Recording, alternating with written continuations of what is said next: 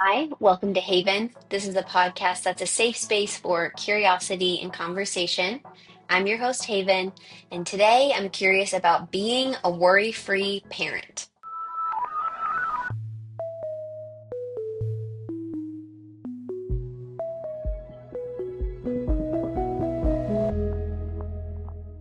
Being a worry-free parent.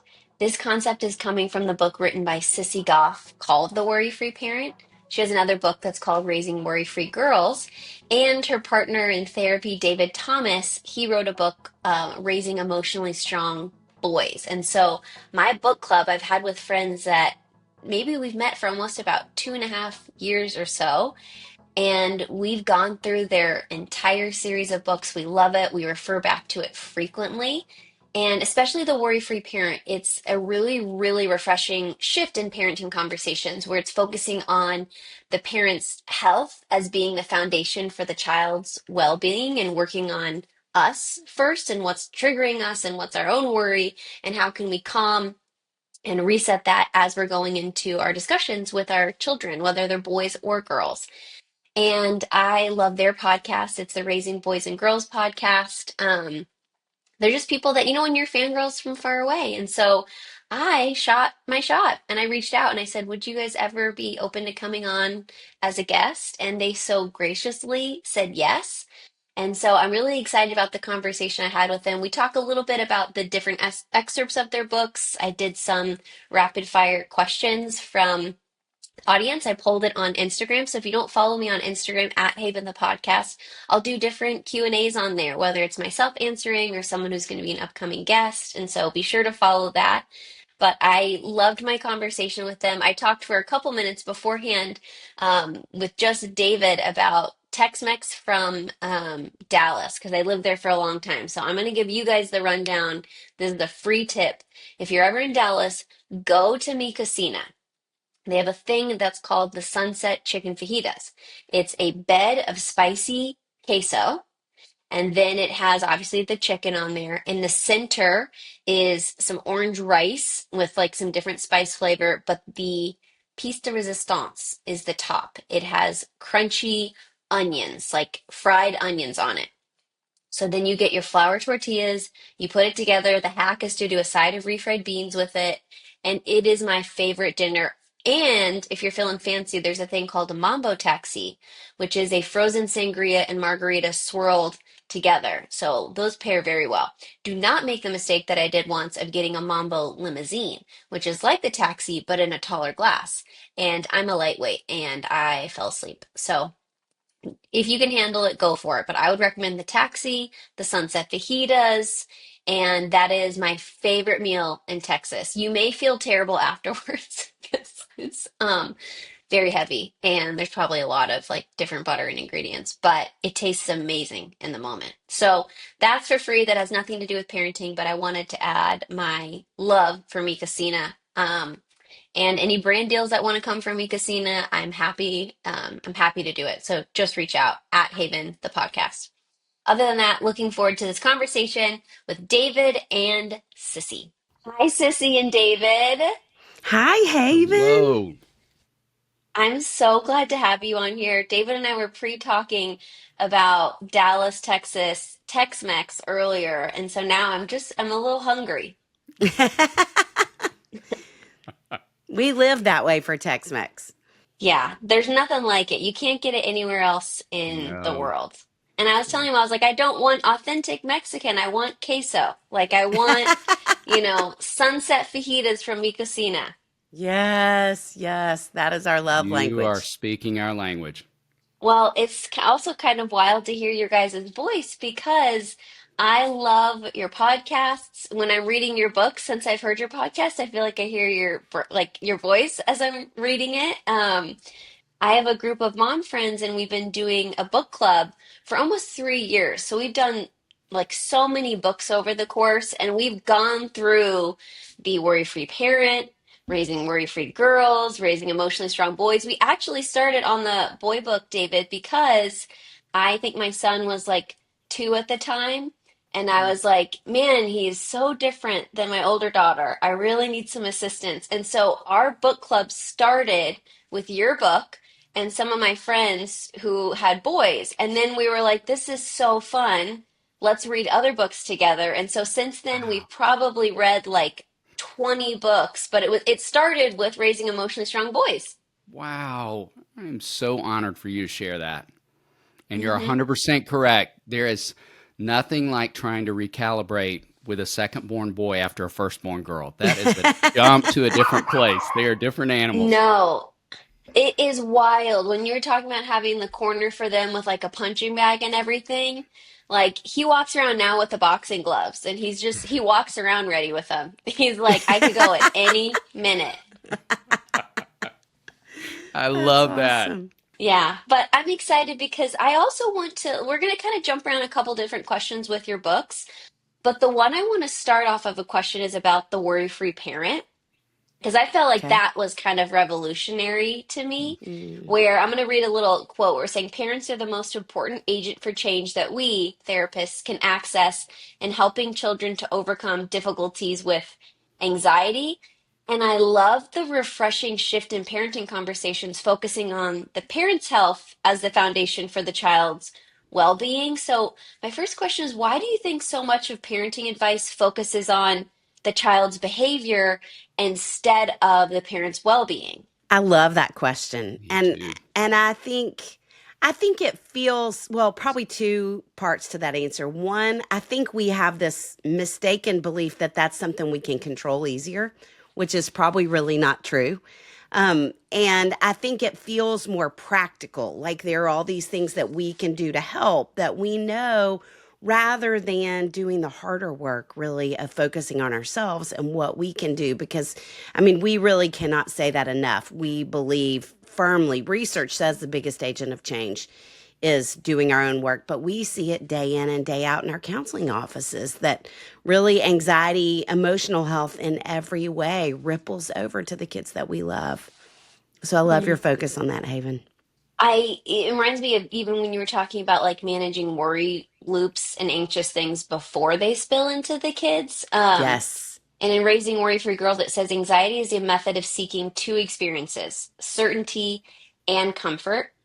And every time we rescue, we perpetuate the belief that they need to be rescued, which I had to read that a couple times because I was like, it's so true. Like, is this about their ability? Is this about my own anxiety and uncomfortability? So I guess what would an example be of how a parent can resist like rescuing in the moment?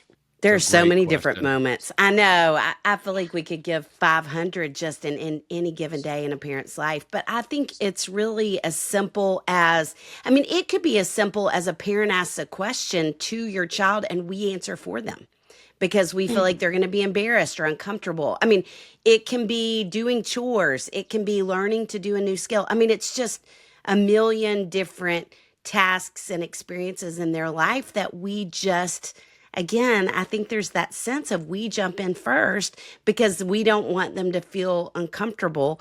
David just talked about something on our podcast. Will you say the Susan David statement I that I love love? to.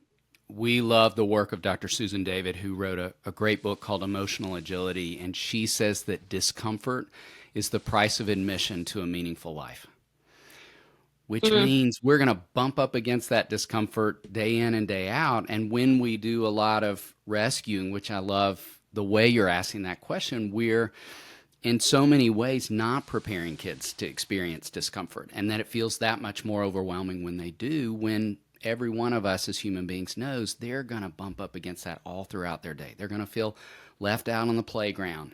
I talked with three parents yesterday whose sons just fall apart when their baseball teams lose a game. And that is a context for so many boys to experience discomfort, homework, all the different moments throughout kids' days where they're going to bump into it, and for us to be thinking about how are we preparing them for when it happens.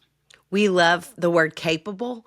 And the reality is that kids learn that they're capable by experience, not by us saying that to them. So, even to think through where are some places that I can allow my son or daughter to experience that they're capable. I mean, it's a great question to ask for every parent. By the way, Haven, you probably know this about us. We have therapy dogs as part of our practice. And I have a little therapy dog who is having some anxiety and a lack of regulation emotionally. She's got her head and paws through the blinds in my window right now, trying to protect Oh me. no. So I Well, doggy girl, you apologize. gotta help yourself if you can help other people. That's right. That's right. Well, even what you guys were sharing, I'm like, yes, and like it's encouraging, and as an adult, I get that. And my older daughter is more sensitive than I am. So what I'm torn in is like my personality is like everything's a challenge. Figure it out. Like she's tender, she's artistic. So it's kind of hard for me where again, like my son, like you could tell him 5 times and he'll just go for it. Like I can be as blunt as possible with him and it still may not go through.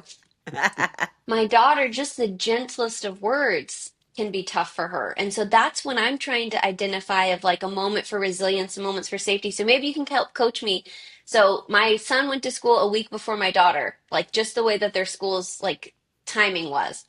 So my daughter extended who we had as a summer nanny. And one of the days they do a nanny share, which is some of their friends, which just happens to be like some rowdy kids. So my son going to school, she started crying and she was like, "No, I don't want to go without him. She kept saying, I Mm, need my special family. Like, and she was kind of going, and part of sweet. me was like, my knee jerk, which is ironic because I love the thing was like, well, who else is available that can do a one-on-one with you? Or, like what family? And like, instead of letting her feel the discomfort and going into it. So, how would I gauge it where she's more sensitive than me? And so I don't like, it's hard for me to kind of understand like an equilibrium baseline of like, when do I need to step in and help here? But when can I also just encourage you about your resiliency versus things so hard? Like, how do you do that? That is such a great question. And I would say, I feel like David and I are thinking the same thing, Haven. That number one, the fact that you're as aware as you are of the differences in Yes. your personality, that is an immense gift. We're about to start a podcast season on parenting personalities because that idea of understanding the differences is like a magic equation in terms of helping and knowing what to do and when to hang back and when to step in. And speaking of magic equations, our other favorite one that I think we could go back to in any situation like this is empathy and questions. Because for a child who has that much sensitivity, what they really long for the most is empathy and attunement in those moments. And so for you to get down on her level, literally get down on her level and to say, honey, I get that that makes you feel kind of nervous or afraid. And I know I love that you love your brother and you want him to be your special family member going with you. And I believe you are so strong and capable. And tell me one thing you know you can tell yourself when you start to feel nervous, or who is one person you can connect with as soon as you get to school, or what's the plan that you want to do to manage that worry inside of you, where we're asking questions because to your point before, questions really imply capability, whereas rescuing takes away the opportunity for it. And so Mm. to ask her a question in those moments after you've seen and heard her makes her not only feel like my mom sees me, but she also believes in me. Mm. And so So I helpful. I wish I I think had that answer 5 days ago. no, well, but I do think at the same time what's complicated about kids who are anxious is they can be so manipulative. And so they can look like they're in a lot more distress than they are. So I would really say to default to firmly and kindly and empathetically pushing first always. And then Mhm. if it feels like they really are in distress or they really can't do it, then there are times you do step in. But every time we rescue, they're going to believe that next time they need to be rescued that much more. That's the part that I was like, okay, what do I want to set up for her future here? Mm. Way to Like if I go. pulled back. But it is Haven, wild you how have the great knee jerk, instincts. Yes. the instincts to rescue and then a better instinct to pause.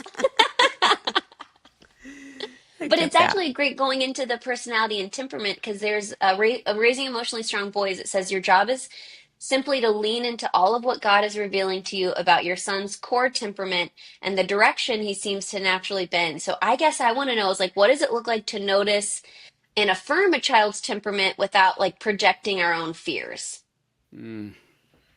Haven, you are full of amazing questions, which I think speaks, as Sissy was saying, so much to who you are both as a person and a parent. And I would say we did a full season a couple of seasons ago called Ages and Stages. And the whole focus within that season was really studying development. And as Sissy mentioned, we're about to jump into this parenting personalities season. And we would argue that studying development and studying temperament are, I think, two of the most important things we can really commit ourselves to as parents, because I think it changes the game to know what's normal in different moments of development and how is this amazing kid I've been given hardwired. And to your great question, how are they hardwired differently than I am? So I think seeing that as a long game, I don't think that's something we come to the end of by their 10th birthday or their 16th birthday. I think that's an ongoing study, because the intersection of those two things means we're going to see the same core temperament at 6 as 16, but we're going to see a different kid at 6 and 16 because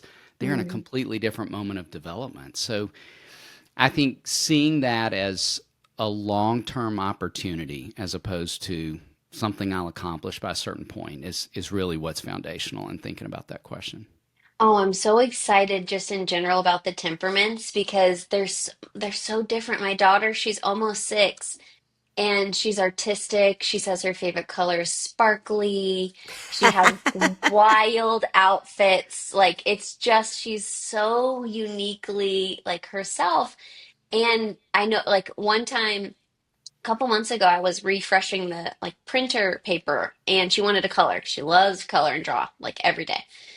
And I was like, "Oh, we're out of paper." And she had never ever said this phrase to me. I think she had just learned it. She was like, "Are you lying to me?" And I had like a stern, like knee jerk. I was like, "No, I would never lie to you. Like, I'm always telling the truth to you."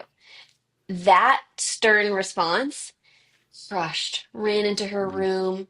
"I'm so sorry, mommy. I'm so sorry." Like, and I was like, "Oh, honey, like, I understand the question. Like, I'm sure you heard it. Like, know that I'm always going to tell the truth." It was a long repair from just this gentle, like, this firm, in my opinion, but like direct.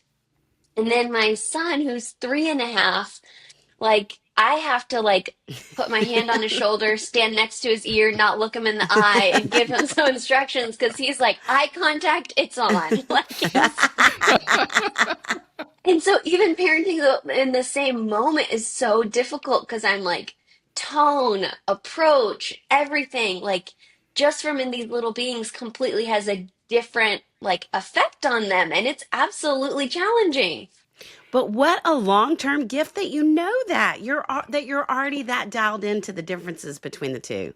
Well, I'm getting to know them. And so I'm finding that out. I found that out the hard way. It's like one direct line can really crush them. But even going into what you're saying though, of like, I want to go back to even coaching my daughter of the techniques and the emotional tools.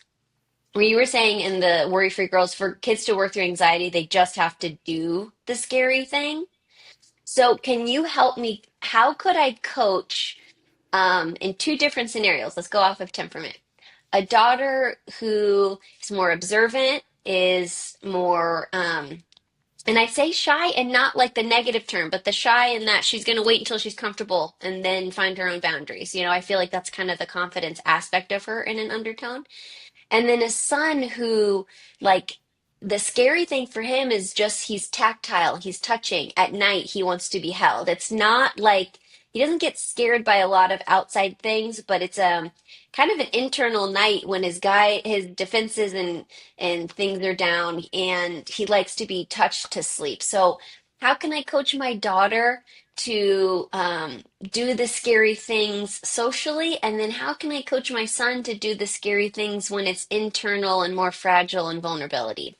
You want me to jump in on the daughter and then you Jump on the in. son, David? I love Okay. that. Well, two things I would say about her. One is I think for so many girls, before they really develop coping strategies, maybe her whole life, that her primary coping strategy can be control.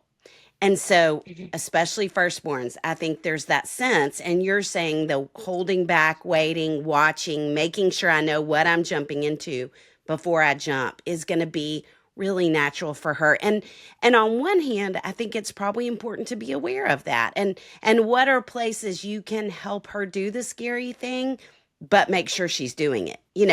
I want Mhm. you to speak to this parent when you're ready, but you're going to speak to her. That she feels like you're going to give her some room, and at the same time that you're holding strong with the boundaries, I think can be really helpful. But often I feel like we have to incentivize. She doesn't yet think. Kids don't yet think. To work through my fear, I just have to do the scary thing. So I'm going to jump right in there. And so am a huge advocate of brave beads with girls, that when they do scary things, we have a jar in their room and they win a bead every time they do a scary thing. And then it depends on their age. I think with little bitty ones, it's helpful to go to the dollar aisle at Target and they get more quick rewards. But with older, they know, okay, 10 brave beads means I get a new page of a sticker book. 25 means I get to pick the game that our family plays at night. 50 means I get a special date with my mom. Whatever it is, they can trade them in for what really truly is their currency. But that way, until they've developed the internal motivators, we're putting some motivators in place. And she's excited about earning brave beads and on board, and then gets the experience of, when I do hard things, there's not only the payoff of I get a brave bead, but also I feel better about myself. Mm. So that would be what I would encourage for her. Ooh, and before we jump to boys, I just want to say that's so helpful of like hearing it may be a lifelong because it was her personality. Like she could walk at 15 months, but she would put a hand on the coffee table, like a little finger until it was certain.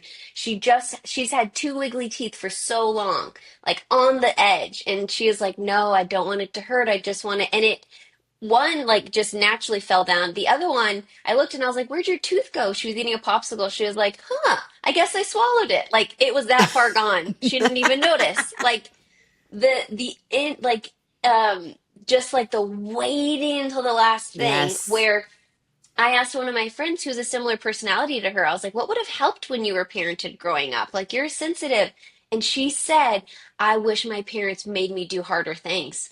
She was like, they Mm, gave me too many excuses. And then I felt like then it was just reminding me I was nervous. She was like, they didn't push me to do things. I wish they pushed me. And so, even hearing what you're yes. saying, hearing it from my friend who's similar, I was like, oh my gosh, it's so important. But then I also want to go to the boys because he hasn't lost a tooth yet, but he was not only walking, but scootering at like 11 and 12 months. I'm not kidding. He was the tiniest little kid scootering around where I was like, wow, like my daughter waited 15 months without touching a coffee table, and you're here like using your balance. So help me with this temperament who is all confidence.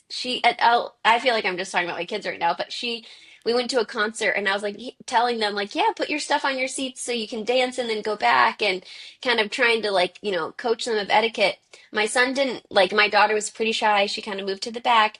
My son, he didn't have a good enough view. He picked up his chair, moved it to the front of the concert and just added a chair.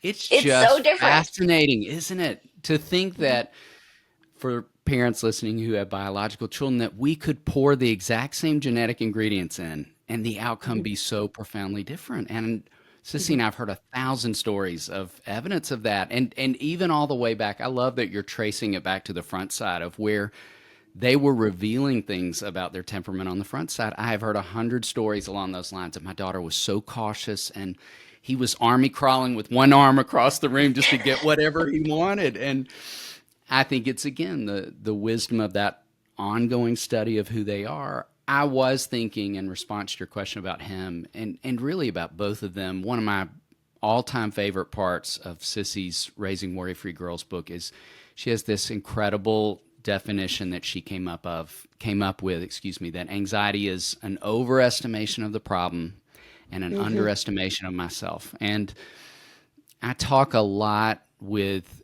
kids about that word overestimation. And I think kids wired in this way will overestimate. I think they'll overthink. I think they over respond in a lot of different moments. So I think if we can talk about that over word and help kids make connections around when and how that's happening. And that for a lot of kids, to your son's story, they will overthink at night. And you nailed it. Our emotional defenses are down. We're kind of the rawest, purest version of ourselves. So it's just easy to overthink and overestimate in those different moments. And Sissy has a great blueprint in the workbook, Braver, Stronger, Smarter, of how we can name the worry, give it a name so that we can then talk back to it. That I think is foundational, that gives kids a real sense of feeling empowered at bedtime when they feel overwhelmed. Now, with that shared, I don't think there's a thing in the world wrong with doing some experimenting for kids who are really sensory driven and maybe, as you described, tactile, of experimenting with, certain loveys or stuffed animals that do offer a positive sensory experience that provide some external comfort in those moments, but also alongside paying attention to the overthinking, because we don't want to trick kids into thinking it's just all about this magic stuffed animal I have. And then if I accidentally forget it when we go to my grandparents, I couldn't sleep at all. And so we don't want them to anchor all their hope or trust to those externals. But some of those things can be helpful along the way while they're doing that good internal work of attending to the overestimation. I love that because I feel like it's a healthy mix of both. And then also, I know that like we have a shared faith as well, and I feel like that also helps me like offer perspective and grounding in seasons of worry. And then there's one quote where we're raising emotionally strong boys. God made you to do the hard thing and the good story he's writing in your life. How does integrating faith change the way that we approach both our worry, but also our own child's emotional growth? Okay, babe, what's your favorite fight that we've ever had? Favorite? Your favorite fight? Okay, the first one that comes to mind is when we had Disneyland annual passes, and it would take like an hour or an hour and a half to get there every time. And we are just car fighters. We just now know we can't fight in a car. But you got so upset that we had to pull over. And then my thought was like, wait, are we going to Disneyland or not? We fought a lot of times on the way to the happiest place on earth. That could be the descriptor of our entire marriage. But we've created a course called How to Fight Better, With our actual marriage counselor, Dr. Jonathan Cood, who's helped us through many fights throughout the journey of our relationship. But he's given us helpful and practical tools of how to fight better. And we really wanted to share them with you guys. We didn't have a healthy model of conflict growing up. We had to learn these. And so we really wanted to be able to break it down. And it's so much bigger than a podcast episode. These are important things where the modules are small chunks. You watch them with your partner, and then you have an entire discussion together. We're really, really proud of it. It's something that's helped our relationship thrive. So if you go to joinpillowtalk.com, you can get How to Fight Better. It's out now. Okay, back to the episode. How does integrating faith change the way that we approach both our worry, but also our own child's emotional growth? We love those words. They were spoken by two of our dear friends, Jay and Catherine Wolf. And what true words that we could all be speaking over the kids we love with consistency. Because I think, generally speaking, we talk a lot about the good story, but to the conversation we're sharing, we don't talk about the hard things. That's not our favorite thing to talk about, but the reality that both are true. Both are 100% true. And so to live in the good story means I'm going to have to do a lot of hard things. And to the beauty of those words, that God has equipped me with everything I need to live in the good story and do the hard things. I have those things inside of me. I just have to practice those skills. That we talk so much about how this worry work is no different than practicing a sport you love or an experience that you're really passionate about. Like, none of us get on a bicycle on day one and are ready for the Tour de France.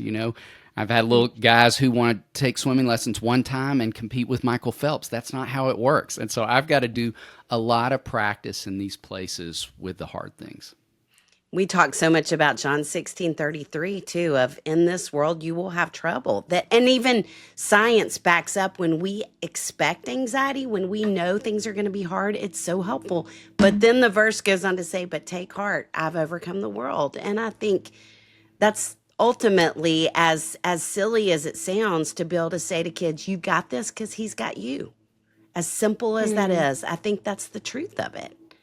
I love that. And I love infusing that early on. I feel like Yes. sometimes, like, I'm thinking of strategies or tools or tips, but I'm like, hey, at the end of the day, God loves you even more than mommy loves you. And he's with you in school when you're scared. And, I feel like that's also some piece that I feel like it can't be an afterthought. It does need to be a part of the foundational tools in the tool belt that we're using here. And together with practical, like maybe a stuffy, but those together, Yes. I think help. Okay, Yes. I God have and a some stuffy. You listeners, can't go some, wrong.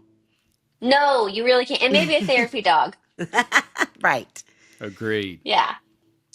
I've had some listener submitted questions, and so I want to see if I can just kind of throw some different topics and either one of you can kind of answer. But I got a big list because, again, a lot of my podcast followers, I've talked about your books before. And so the first one is raising a preteen girl who struggles with anxiousness, worry, and indecision.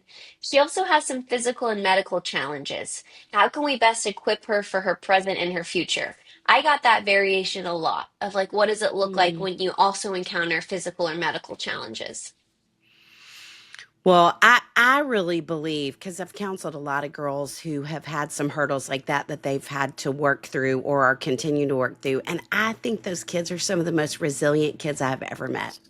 And so, even to be able to say to them some kind of script like, you already are doing really hard things in the good story God's written for your life, or there is so much that you've overcome already that these other girls in your class are not, they're just clueless about. And so, I believe if you can do that, you can do this. We talk a lot about milestones with kids and having something they can go back to literally and say, if I did this hard thing, I can do that. And so you already kind of have this benchmark milestone of she's done something hard. And so, of course, if she could do that, she's capable of doing other things. And so, having language like that, I think, can make a difference, celebrating the hard things she's done. And then I would say, I think for a girl in that situation, also at times saying, you know what, you don't have to do this one. I'm going to do this one for you because you've already done a lot of hard things today. And so being aware, kind of the balance between the two. Mm, I love that. Um, this one is about social media fears, where it says, I feel like I'm constantly torn between wanting to protect my child from the dangers of social media and not wanting them to feel left out. How do I set boundaries without making them feel isolated? It's an important question, and we would say a universal question. I don't know a parent of a child in this world who's at an age where they're eligible for technology or for social media who doesn't feel overwhelmed by the animal of technology. And a couple of thoughts as we think on that question. One, I think this is going to sound discouraging, but stay with me. I think there's every possibility if we commit to setting good, healthy boundaries for kids around technology or holding off on social media, that they will feel left out at some point. And I think that's an okay thing because I think it is, to the conversation we're having, a context for practicing something hard in the good story. And I think the wisdom of playing the long game. We talked a little bit about that earlier on within the context of development and temperament, but I think playing the long game with access to the data we have access to right now, and I think we'll have so much more 10 years from now, 20 years from now, about the effects of technology on kids and social media on adolescents and adolescent girls in particular. We encourage every parent to read The Anxious Generation by Jonathan Haidt. It's a Oh, great that was our book summary. club a couple books Oh, ago. it's amazing, and a summary of some of the best data we have access to. And I think helpful for the parent asking this question in those harder moments of worrying. Am I causing them to feel more left out in different moments of knowing, you know what, they may, and also I'm potentially offsetting what could be some really significant comparison, which could lead to some anxiety, which could lead to a lot of different things. And so I think having that data on hand is not going to solve everything, but I think it's going to allow you to feel more confirmed in your decisions. And then the last thought I'd throw out is, I love that you spoke to this, Haven, even in what you just said. You know, it's your book club. We so encourage parents to parent in community. Be with other parents who are reading those kind of books and having those kind of conversations and thinking collectively, how could we lock arms and agree to hold off until this point together, so that when our kids say, I'm the only person in my grade who, we can then say with a lot of certainty, well, I know for a fact 3 other families who are making the exact same decision we're making in this moment. Mm-hmm. That doesn't solve everything, but I think it's helpful for kids to hear that messaging. I like the reframe of even the question is like without making them feel isolated. You may make them feel isolated, like they may feel left out, and that's kind of part of the end game because I do feel like social media is the wild, wild west. It feels like this technology advanced without any guidelines. It feels like Yes. when the car was invented and we didn't have seatbelts or traffic lights or driver's license, and we're just like, here you go, like here's some keys, go for the best. I can only imagine as therapists how difficult it is too, as helping parents as we're all figuring it out. So That's a that great also is, analogy. yeah, I mean, it's just good to hear that it's like, well, they may feel a little left out for now, but to trying to protect them later. Yes. This question is about grandparents from my mom. She wrote, do you feel that grandparents should follow the parents' rules exactly, or is there room for a different kind of relationship with the grandparents? And then she put in parentheses, with the parents' blessing, of course, and a smiley face. So basically, a softened way of can we not do it the way the parents are doing it? That's so good. That's so good. Well, I would say, first of all, to your mom, Haven, whenever we do a podcast with someone, we want to know a little bit about them. And so we looked you up on Instagram, and we're so grateful for all the work that you're doing. And we grew up in the 70s and 80s. And so we're big fans of your mom. So we're honored to answer a No, question you're from going to her. skew your answer to her favor just because you like her. You've got to answer honestly. You got to put it aside, and you got to help. We'll put But it yeah, aside. no, she is amazing. She was an incredible mom. She's doing so many of the practices that you did, like, and it's encouraging because I was telling someone the other day, I was like, the voice inside my head is so kind to me, and I think it's because it was my mom's voice. Oh, Haven, that's beautiful. Beautiful thing to say. Well, I will say I have kind of a unique family dynamic, which you may know, but I was an only child till 16 when my parents had a baby. And so I have a sister who's 16 years younger, and we lost our mom 5 years ago. So I am aunt and grandmother in some ways, and I try to have her little guys over to spend the night. We call them bunkin' parties as much as I possibly can. And so I think about this question for myself a lot too. And I think what I'm trying to commit myself to do. My mom, before she died, I said, what do you want me to do to carry out your legacy for these boys? And she said, you spoil them every day. And so I am, every time they come over, they get a Matchbox car or something. I mean, I'm trying to do that in the ways that I can. And at the same time, I'm aware of some certain things that my sister and brother-in-law are working on with them. And so if I have little opportunities to do that, I want to do that and spoil them at the same time. The one place I would say I want grandparents to really lean in who are listening, it is very important that you have the same rules around technology that parents do. That's a place I feel like grandparents and parents can have a really hard time, and then it can undo some things that are very important for kids or expose them to scary things. And so spoil them, have fun with them, back up the parents, use your voice that is so important, but still safeguard their technology would be my answer. David, I don't know what you would add. Oh, I love it. And I think the only other thing I'd add is when grandparents choose to prioritize some of the sameness, whether that's same bedtimes or same rules around discipline or same expectations around chores or responsibilities, what we know to be true for kids of all ages, but in particular kids in the pre-12 space, is they thrive in sameness and structure. Like it creates safety for those kids. So when we're offering a lot of sameness, we don't have to execute it identically. And as Sissy's saying, there absolutely should be some room where grandparents have earned the right to get to fudge in some different places and maybe have dessert before dinner on occasion. But when we're majoring in the places of prioritizing sameness and structure, into Sissy's words, backing up the parents, kids are benefiting across the board. So I think that's a great reminder for grandparents that if we just abandon bedtime or